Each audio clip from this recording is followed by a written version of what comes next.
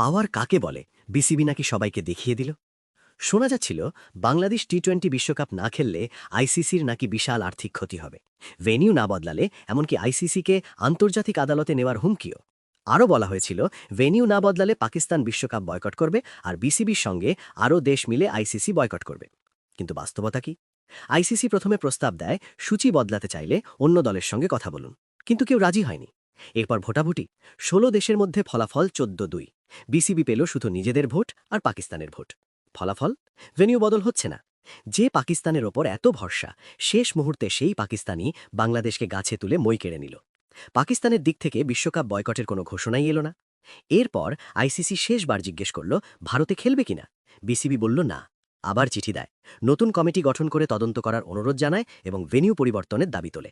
ওই চিঠির উত্তর দেওয়া আইসিসি প্রয়োজন বলে মনে করেনি। আইসিসি বলছে বাংলাদেশের সিকিউরিটি ইস্যু দাবি অযৌক্তিক।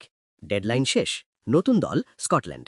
ক্ষতি, বিসিবিএ স্পন্সরশিপ ও ম্যাচ ফি মিলিয়ে ৫০০ কোটি রুপি, এমনকি জরিমানাও হতে পারে। এছাড়াও এরকম হঠকারী কর্মকাণ্ডের জন্য ভবিষ্যতে বিদেশি স্পন্সর নাও পেতে পারে।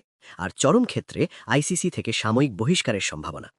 কোনো এক ক্লাব ক্রিকেট থেকে দেশের ক্রিকেটারকে বাদ দেয়াকে টেনে নিয়ে দেশের সম্মান অযৌক্তিক অজুহাতে ওই দেশে খেলব না, অবশেষে টি-20 ক্রিকেট থেকে বাদ। এবার বাড়ল তো দেশের সম্মান, সবাই খুশি তো?